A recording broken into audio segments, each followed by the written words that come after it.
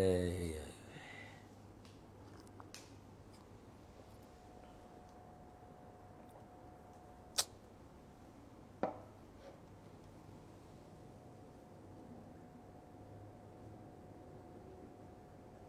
on dah. Allahumma salli wa sallim ala sayyidi wa habibi wa tabibi qalbi wa jasadi wa ruhi sayyidi rasulillah Muhammad ابن عبد الله الصادق الآمين وعلى آله وصحبه أجمعين اللهم صل وسلم على سيدي وحبيبي وطبيب قلبي وجسدي وروحي سيدي رسول الله محمد ابن عبد الله الصادق الآمين وعلى آله وصحبه أجمعين. Terima kasih kepada semua yang mengikuti live secara langsung sebuah program yang dibawakan oleh Kinder Hive kepada anda semua, sebuah institusi pendidikan awal kanak-kanak di negara kita. Dan hari ini kita berada pada episod yang ke-18. Tapi sebelum tu kita sedang mencuba suara, dan kepada anda yang menonton kami di berlainan platform kat semua media sosial kita, tolong berikan berapa grading dia. Kalau audio clear, tuliskan A5. Kalau visual clear, tuliskan V5. Kalau kedua-duanya clear, tolong tuliskan AV5. Supaya kita boleh tahu di platform mana yang perlu kita beri perhatian. Terima kasih. Jadi, kita baca sekali lagi selawat last round. Lepas tu kita akan masuk kepada perbincangan kita, insya-Allah. Okey, jom. اللهم صل وسلم على سيدي وحبيبي وطبيب قلبي وجسدي وروحي سيدي رسول الله محمد ابن عبد الله الصادق الآمين وعلى آله وصحبه أجمعين. Terima kasih. Jom. A'udzu billahi minasyaitonir rajim. Bismillahirrahmanirrahim.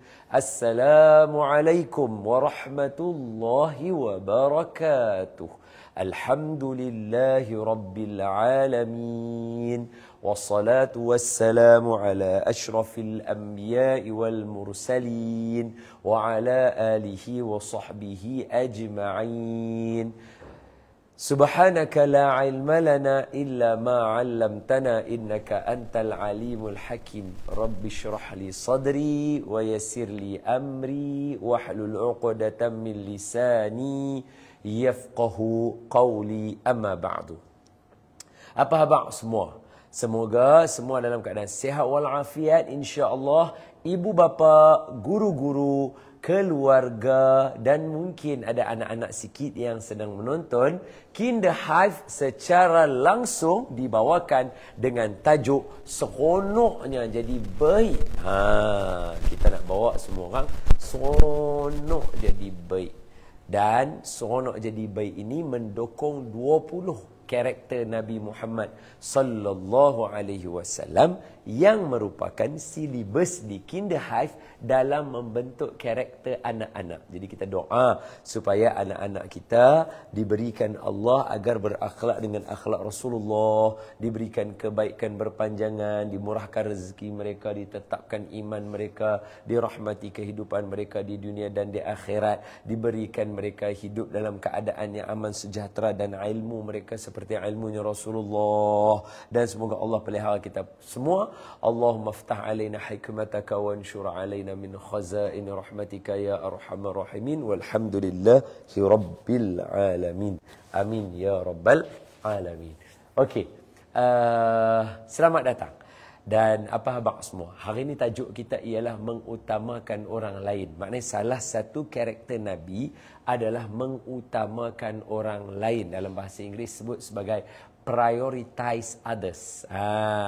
Give priority to others. Tapi kita nak cakap dalam bahasa yang kita tak mau nampak macam kita ketinggalan atau terkebelakang. Bukan. Jadi saya habaq dulu. So sifat Nabi kita Muhammad sallallahu alaihi wasallam adalah seorang yang mengutamakan orang lain. Walaupun baginda Nabi adalah orang yang perlu kepada benda tu. Sebab apa? Sebab ini adalah sifat membentuk karakter seorang manusia yang berjiwa baik dan Rabbani lah kalau dalam bahasa canggih dia kan. Jiwa dia bersih. Yang tu. So kita tengok baginda Nabi sallallahu alaihi wasallam biasa dalam keadaan dikeliling Nabi, para sahabat sangat lapar. Ketika baginda Nabi sallallahu alaihi wasallam sembahyang bersama dengan para sahabat, tiba-tiba sahabat dengar macam lutut Nabi berbunyi-bunyi. Biasa tak kalau kita duduk berjalan kan? Saya dulu sebelum bersukan, sebelum orang kata apa aktif balik main futsal. Aktif balik main futsal sebelum ni asal semayang aja lutut dengan hak sendi ni akan bunyi ketek ketek ketek ketek. Kalau kita duduk semayang, kalau besok macam tu lah kalau besok. Jadi bila Nabi duduk semayang, para sahabat dengar bunyi ketek ketek ketek ketek. Jadi para sahabat macam ini bunyi macam bunyi solid lah, benda solid. Jadi mereka tengok lagi Nabi semayang. Bila Nabi habis semayang, dia kata, Nabi okey ke? Nabi kata, okey, saya okey. Lepas tu bila Nabi semayang lagi sekali, dengar bunyi ketuk, ketuk, ketuk, ketuk. Dengar bunyi lagu tu. Dia dapat tanya, Nabi okey ke? Kami duk dengar bunyi ketuk, ketuk ni. Nabi sakit kaki ke? Ada sendi tak kena ke? Ada apa yang duk bunyi ketuk, ketuk, ketuk, ketuk tu? Nabi kata, saya okey, saya tak ada apa. Kali ketiga bila Nabi sembahyang lagi dengan mereka, mereka dengar bunyi ketuk, ketuk, ketuk, ketuk. Dia dapat tanya kepada Sayyidil Wujud Nabi kita Muhammad sallallahu alaihi wasallam, Nabi, bagi tahulah kat kami apa bunyi ni, kami duk dengar Nabi sembahyang bunyi ketuk, ketuk, apa sebab dia? Maka ketika itulah baginda Nabi menyelak pakaian baginda Nabi, menampakkan di bahagian perut Nabi ada diikatkan batu. Jadi sebab apa? Nabi kata, saya segan, malu saya bila nak minta kepada para sahabat, kerana saya tahu para sahabat sanggup bagi makan, minum dan nyawa mereka sekali untuk saya. Tapi saya malu, nanti apa yang saya nak jawab depan Allah nanti. Nampak? Nabi punya perasaan mengutamakan orang lain sebab Nabi tahu para sahabat pun lapar, para sahabat pun perlu. Maka Nabi menyelesaikan masalah dia sendiri dalam keadaan mengutamakan orang lain. Nabi boleh minta, saya lapar lah, boleh tak bagi saya makan? Ya Allah, Nabi Muhammad sallallahu alaihi wasallam minta, siapa yang tak mau bagi? Setiap suapan yang masuk ke dalam badan Nabi, sekiranya dengan Nabi makan tadi, Nabi bertambah cergah, Nabi akan beribadah lebih dahsyat, maka semua tu akan pahalanya dapat kepada kita yang bagi makan. Jadi siapa yang tak mau? Jadi pakat habaq kat Nabi gitu, cuma Nabi kata, dah, aku tahu kamu semua pun perlu. Sama juga bila dalam bab makanan, para sahabat makan. Para sahabat makan, Nabi akan pastikan makanan tu semua sahabat makan. Last baru Nabi kita sallallahu alaihi wasallam makan. Walaupun Nabi lah yang berhak makan dulu. Sebab orang bagi sebab nak bagi Nabi makan dulu. Tapi tak, sebab Nabi ada satu sifat, iaitu mendahulukan orang lain. Sebab itu sifat ini mendorong Nabi kita Muhammad sallallahu alaihi wasallam mempunyai perasaan nak semua umat Nabi masuk ke dalam syurga. Firman Allah di hujung surah At-Taubah, kata Allah, laqad ja'akum rasulun min anfusikum azizun 'alaihi ma 'anittum harisun 'alaikum bil mu'minina raufur rahim. Apa dia? Hari ni saya feeling sikit lah. Saya cakap sambil saya duduk melayan. Syok duk cerita pasal Nabi kita Muhammad sallallahu alaihi wasallam. So far cikgu semua boleh ikut, ibu bapa semua boleh ikut. Baru mukaddimah. Kali ni episod yang ke-18. Saya try dengan wajah yang baru. Maksudnya sebelum ni kita terus kata mengutamakan orang lain, benda macam ni. Jadi hari ni saya dapat ilham. Apa kata kalau kita beritahu kata dia karakter Nabi, kita mula cerita karakter Nabi dulu, baru kita cerita yang kita nak dalam Kinder Hive ni apa. Jadi sebab tu saya cerita dulu karakter Nabi sallallahu alaihi wasallam. Allah kata dalam Quran, laqad ja'akum rasulun min anfusikum, telah tiba, datang dan aku beri kepada kamu seorang lelaki, rasul min anfusikum, daripada kalangan kamu sendiri, orang Arab dan buta huruf sama macam kamu. Azizun alaihi ma'anitum, Nabi itu dia aziz, dia ada perasaan dia yang kebijaksanaannya, kekuatannya. Alaihi ma'anitum harisun, dia Nabi ini sangat, orang kata apa dia tulis kat sini, sangat sangat berat kepadanya sebarang kesusahan yang menimpa kamu. So Nabi ini ada azizun alaihi ma'anitum. Nabi rasa berat kalau ada sesuatu menimpa kita. Harisun alaikum bil mu'minina raufur rahim. Nabi ada satu lagi, iaitu Nabi tamak supaya kita semua mendapatkan kebaikan. Nabi nak semua perkara baik jatuh kepada kita. Mana lagi kita nak cari manusia yang macam ni atas muka bumi. Nak cari manusia macam ni susah. Tapi manusia macam ni kita boleh bantu untuk lahirkannya dengan cara kita sekarang. Macam tu. Memanglah nak cari dia susah sebab zaman fitnah. Tapi semua boleh melalui kita melahirkan anak-anak didik Kinder Hive supaya jadi. Hari ni kita lupa baca selawat nak mula tadi. Sebab semalam saya ada dengan Abang Syuib pergi kat rumah dia. Sajalah nak cerita kat sini, saja je nak share. Pergi kat rumah Abang Syuib, Abang Syuib baru balik daripada umrah kan. Bila balik dia kata, Ustaz Don, mula-mula sekali dia jumpa saya, dia kata, Ustaz Don, anak saya nama Matin tu tak habis-habis dia ulang Allahumma. Lepas tu dia kata lah, ni Ustaz Don punya, ni Ustaz Don punya. Sebab Syuib tanya, kau ni baca apa selawat mana ni? Dia kata, ni Ustaz Don punya, ni Ustaz Don punya. Jadi bila saya sampai-sampai tu, Abang terus suruh baca. Ustaz baca sikit, saya pun baca lah. Jadi hari ni kita baca sama-sama. Untuk walaupun di pertengahan, kita baca juga, tak ada masalah. Supaya Allah bagi faham tu ada dekat kita. Allahumma salli ala Sayyidina Muhammad. Allahumma salli ala Sayyidina Muhammad.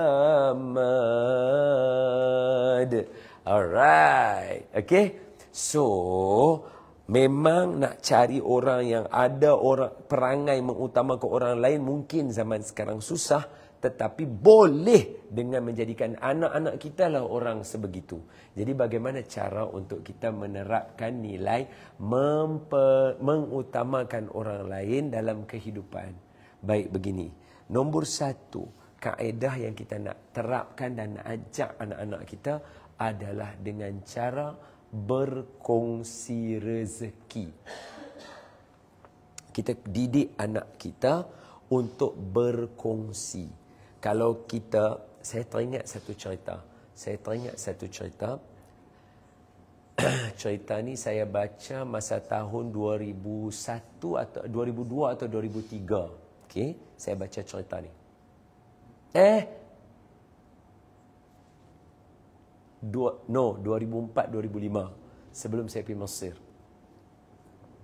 Saya baca cerita ni, dia tulis, dia kata ada seorang budak, dia balik, dia bagi tahu dekat mak dia, "Assalamualaikum mak, esok dekat sekolah cikgu ajak supaya bawa barang-barang dari rumah kita untuk bagi kepada saling bertukar-tukar dan mereka nak bagi kepada orang yang memerlukan."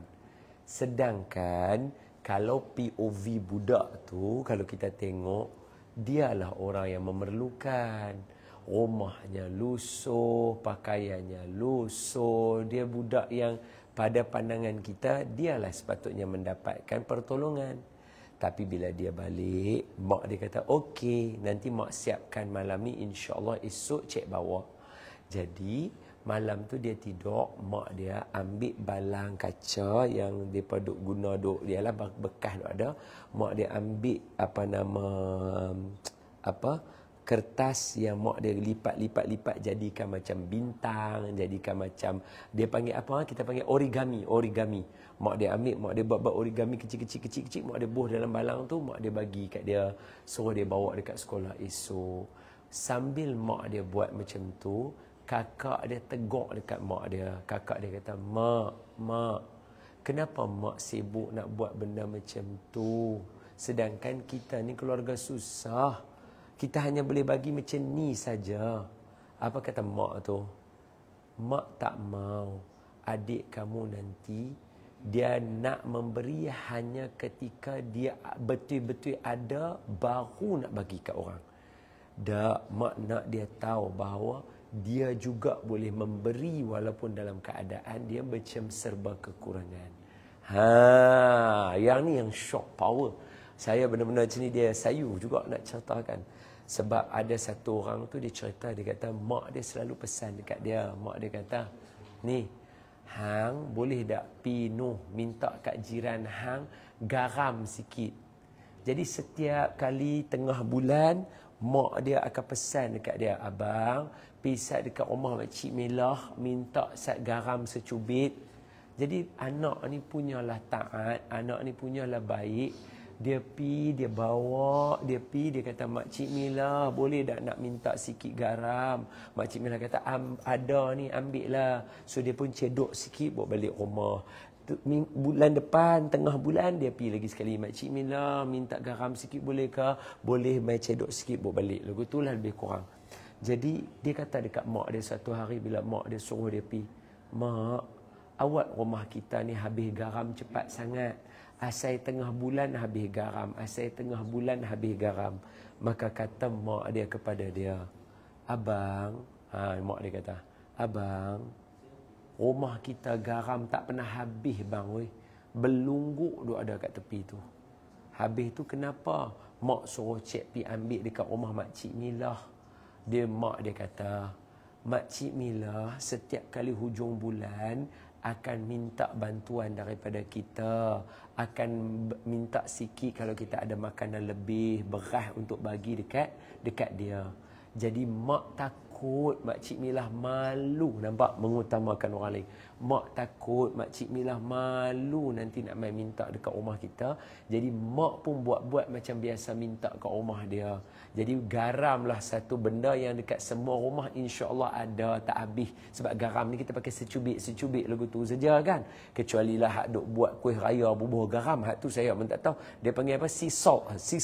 garam yang orang buat atas cookies ke apa kan lah ni. Saya pun tak tahulah macam mana boleh duk mai ada garam tu pakat semua pakat duk makan. Hari tu saya pergi rumah raya rumah pak cik saya pun ada, pergi dekat apa Agami pun ada juga makan cookies ada garam tu. Tak kecut kot lah yang tu kan, habislah garam dia cepatlah dibubuh secubit-secubit begitu kan. Tapi saya nak bagi tahu kata umumnya semua rumah garam ada lah. Beli sepaket lagu tu setahun apa baru habis. Biasanya lagu tu lah. Jadi mak dia kata mak suruh pergi ambil kat rumah makcik Milah garam supaya makcik Milah pun tahu kata kita pun biasa ambil jasa dia. Jadi nanti hujung bulan makcik Milah tak malulah nak main rumah kita minta tolong kita. Nampak orang macam ni ya Allah. Dia punya pemikirannya mengatasi daripada pemikiran biasa.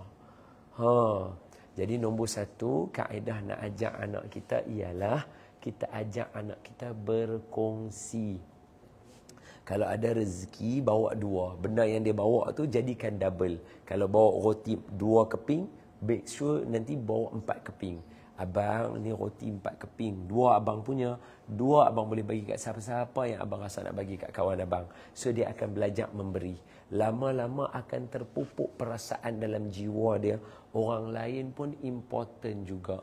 Sebab itu, jangan heran kenapa ada orang yang suka buat kerja NGO dan dia rasa sangat bahagia. Pasal apa? Sebab bila dia tengok dia mengutamakan orang lain dalam hidup dia, duit tu dia lebih perlu juga. Kalau ada duit tu, kalau contoh kita nak beli galen air, nak pergi hantar air bersih dekat perkampungan-perkampungan yang tak ada sumber air, memang duit 400-500 itu kita perlu, tapi mengutamakan orang lain. Sebab apa? Hampa minum tu lebih utama. Hampa dapat minum tu, hidup untuk esok tu lebih utama kepada aku nak dibandingkan aku yang duk cukup makan minum ni. Hanyalah 500-400 ni aku nak buat benda tambahan dalam hidup aku. Nak minum kopi macam biasa, upgrade sikit jadi lebih tinggi. Nak duduk kat tempat biasa, upgrade sikit duduk kafe lebih bagus. Nak makan biasa nasi ayam, dia upgrade makan nasi ayam dekat restoran sikit, dia macam tu. So nak upgrade saja, bukan kita tak ada. Jadi perasaan mengutamakan orang lain berbuah hasilnya daripada perkongsian. Yang tu antara yang kita semua boleh kongsi dan share dengan anak-anak kita supaya mereka semua ada perasaan ithar. Cuba sebut dengan saya, ithar, iaitu mengutamakan orang lain. Dalam Quran Allah kata wa yu'tharuna ala anfusihim walau kana bihim khasasah, dan mereka yakni nabi dan para sahabat yang terdahulu ada perasaan ithar, wa yu'tharuna ala anfusihim, mereka mengutamakan orang lain daripada diri mereka, sedangkan ni Allah cakap mereka sangat memerlukan kepada perkara tersebut. Hebatnya kawan-kawan daripada Ansar, hebatnya, tolonglah. Saya kalau cerita yang ni, saya akan tetap salute. Saya tetap akan salute juga kumpulan-kumpulan Ansar ni. Mereka power. Bayangkan yang mana yang ada kedai, bagi satu kedai kat kawan dia. Yang mana ada harta, setengah daripada harta bagi kat kawan dia. Hatta ini saya tak boleh fikirlah macam mana mentaliti mereka, macam mana buah fikiran mereka, macam mana suasana yang Nabi bentuk berada dengan mereka yang cukup indah ni. Saya tak tahu nak kata macam mana. Apa dia? Mereka yang ada isteri yang lebih daripada 2, 3, 4, 5. Sebab masa tu ayat-ayat berkaitan dengan kahwin 2, 3, 4. Dia tak batas kepada 4. Dia tak ada. Jadi ramai yang ada isteri, ramai. Jadi di kalangan sahabat yang ada tu, ketika mana sahabat daripada muhajirin sampai, mereka berkata kepada isteri-isteri mereka, sayang, ni kawan baik saya. Dia umpama saya. Kamu boleh pilih siapa yang nak duduk dengan saya atau nak duduk dengan kawan saya, kerana dia sehelai sepinggang dekat sini. Maka mereka sanggup memisahkan diri mereka dengan isteri mereka bagi kepada kawan mereka yang bagi mereka jauh lebih utama kerana berhijrah dengan Nabi Muhammad sallallahu alaihi wasallam. Yang ni level lain sangat. Saya tak tahu kalau zaman sekarang kalau jadi macam ni, boleh viral lah. Orang kata viral lah, boleh viral. Dahsyat. Sebab apa? Perasaan mereka dipuji oleh Allah. mereka dilatih oleh Nabi yang mempunyai perasaan yang gila-gila punya perasaan, iaitu mengutamakan orang lain. Yang kedua, kita melatih anak kita menghormati perasaan orang lain. Cuba tengok elok-elok. Kita boleh melawak tak? Boleh. Tapi melawak bagi sakit hati orang boleh tak? Dia tak ada masalah sebab dia melawak. Tapi bila bagi orang sakit hati tu, dia akan jadi, saya tak tahulah bahasa apa, tapi orang kata melawak bunga hati ayam. Hampa pakai istilah yang sama tak? Melawak bunga hati ayam. Dia melawak bunga hati ayam. Saya nak bergaduh. Melawak sampai bergaduh. Tak tahulah kalau tuan-tuan menonton ni biasa dengar ke tak, tapi dia panggil melawak bunga hati ayam. Mak saya selalu kata, hai, tak usah melawak bunga hati ayam. Tak usah melawak bunga hati ayam. Maksudnya apa? Maksudnya melawak tu sampai. Jadi soalan dia tanya, melawak boleh tak? Boleh. Pasal apa pula tak boleh? Tapi perasaan orang kena jaga. Latih. Kita kena bagi tahu. Kan zaman lah kan orang nak buat punchline lah apa. Benda lawak. Tapi dia tak menjaga perasaan orang. Ada orang yang comel, dia nak buat lawak tentang orang comel. Ada orang yang kemetot rendah, dia nak buat lawak pasal orang kemetot. Amboi, tak jaga perasaan langsung. Yang ni lah latihan kita ajak anak-anak kita. Sebab tu bila pi mana-mana, pi kenduri, pi hari terbuka, pi event kawan-kawan kita ke, bawa anak kita bagi tahu, hari ni birthday Adam. Abang-abang semua hari tu ingat dah sambut birthday dekat rumah kan? So hari ni bukan tentang abang berdua, anak-anak abati, bukan. Kita nak raih Adam. Lain semua orang kita pergi duduk dengan Adam, main dengan Adam, nyanyi dengan Adam, sebab hari ni hari jadi Adam. Kita bagi dia seronok hari ni. Nampak? Kita latih anak-anak kita mempunyai perasaan macam tu, supaya dia belajar menghormati perasaan orang lain. Ada tak di kalangan kita anak-anak yang bila birthday kakak dia ke, abang dia ke, dia pun nak hadiah juga. Dia pun sama tumbas nak ada. Jenuh nak buat lagu tu. Hadiah dia. Dia nak hadiah orang pun dia nak juga. Bukan dia nak hadiah orang, banyak orang dapat hadiah, dia pun nak hadiah juga. Jadi kita kena latih dia. Kakak, hari ni hari jadi abang. Abang kena dapat barang birthday abang. Kakak punya birthday lagi 2 bulan, 60 hari lagi. Jadi hari ni kita nyanyi dulu dekat abang. Tapi dia suka buat tapi gitu. Saya nak. I want. Dia kata macam tu. Saya nak. Dia kata macam tu kan. Jadi kita boleh bagi tahu kat dia. Tak apa. Adik bagi tahu dulu adik nak apa. Nanti hari jadi adik kita beli lain. Hari jadi kakak kita beli lain. Dia ada perasaan macam tu. Kita latih dia. Biasanya anak sulung, dia dah terror dah perasaan ni.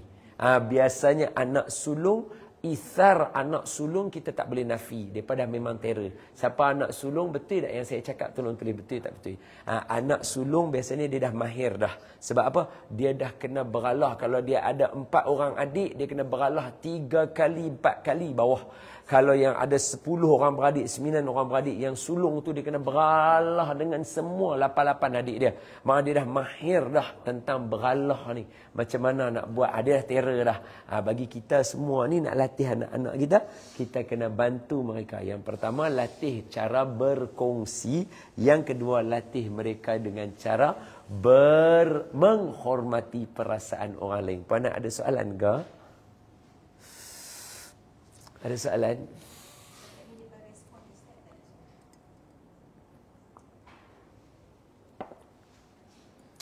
Untuk pengetahuan semua, kita biasanya di hujung-hujung ni kita buka aja kalau ada soalan nak menyembang.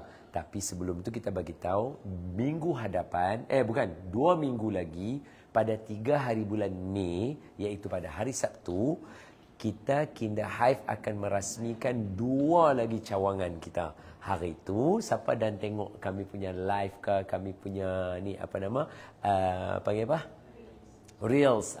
Inilah snippet sikit tu kan. Kami merasmikan tadika Kinder Hive kami di Kundang. Dia awal kepada Rawang dengan Sungai Buloh. Dia Sungai Buloh dengan Rawang. Di situ. Kundang nama dia. Kami rasmi. Best. Ramai anak-anak ada dekat situ. Kemudian dalam masa yang sama, kami akan merasmikan 2 minggu akan datang. Iaitu pada 3 Mei. Pagi. Dia 2 hari berlaku. Dengar elok-elok. Pagi kita ada di Kinder Hive Seri Jaromas. Tengah hari kita ada di Kinder Hive Banting Baru. So ada 2 waktu, hari yang sama. Dua-dua Sabtu. So kami pergi start dulu, baca doa selamat, zikir, baca doa masuk rumah baru dan azan.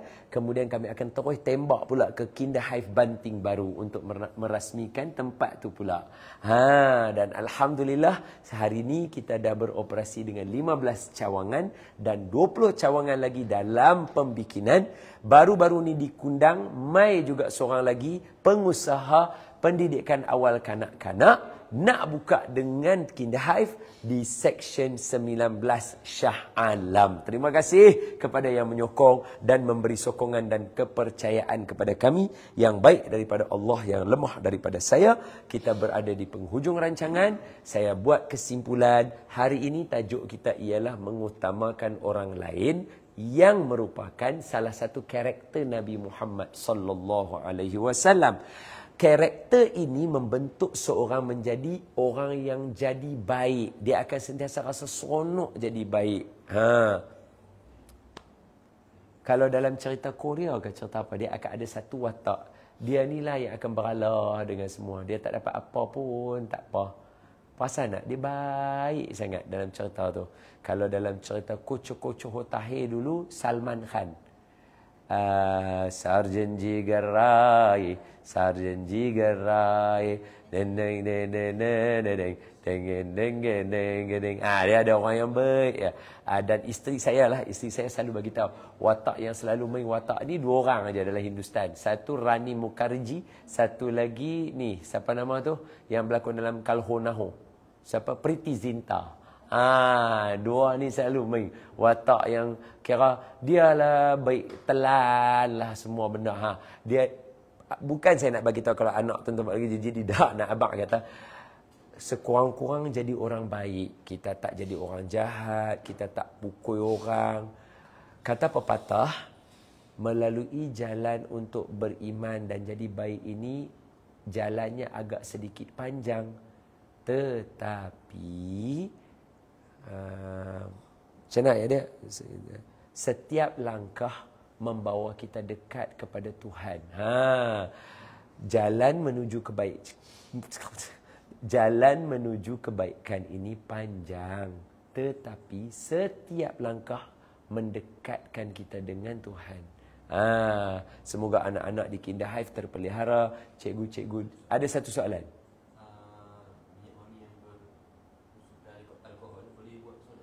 Minyak wangi yang beralkohol, bolehkah buat solat? Boleh, selagi mana alkohol dia tu bukan daripada arak. Kena ingat, alkohol is not equal to arak. Arak is not equal to alkohol. Alkohol adalah satu apa orang kata apa? Sains, kimia punya. Orang kata apa kimia? Apa kimia? Formula kimia.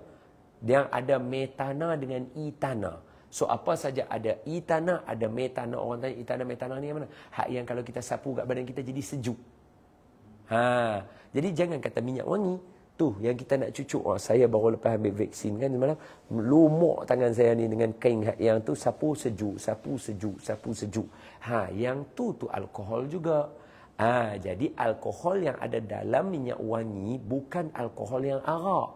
Alkohol adalah formula kimia yang ada yang dibubuh dalam minyak wangi untuk mengekalkan tekstur dia supaya jadi cantik, spray dia bagus, bau dia tahan lama dan sebagainya. Saya bukan pakar minyak wangi, hanya pengeluar minyak wangi sahaja. Jenama kelas First Class by Don Daniel yang anda boleh dapatkan di beg kuning dan di mana-mana Shopee. Okey, maafkan saya nak ulang balik. Dan kepada anda semua, mudah-mudahan dengan rasa menjadi orang baik itu menumbuh dalam diri anak-anak kita dengan berakhlak seperti akhlak Rasulullah. Minggu hadapan kita akan pergi kepada tajuk menjaga kebersihan dan keterampilan. Maknanya nak jadi orang baik ni bukan bermakna kena kotor, boleh juga melawa dan mesti kena ada presentable. Minggu depan insya-Allah kita akan bincang dalam seronoknya jadi baik setiap hari Selasa jam 2 petang insya-Allah. Aqulu qawli hadza wa astaghfirullahal azim li wa lakum. Kita jumpa lagi insya-Allah. Assalamualaikum warahmatullahi wabarakatuh. Tutup dengan selawat Imam Syafi'i. اللهم صل أفضل صلاة على أسعد المخلوقات كسيدنا محمد وعلى آله وصحبه وسلم عدد معلوماتك ومداد كلماتك كلما ذكرك الذاكرون وغفل عن ذكره الغافلون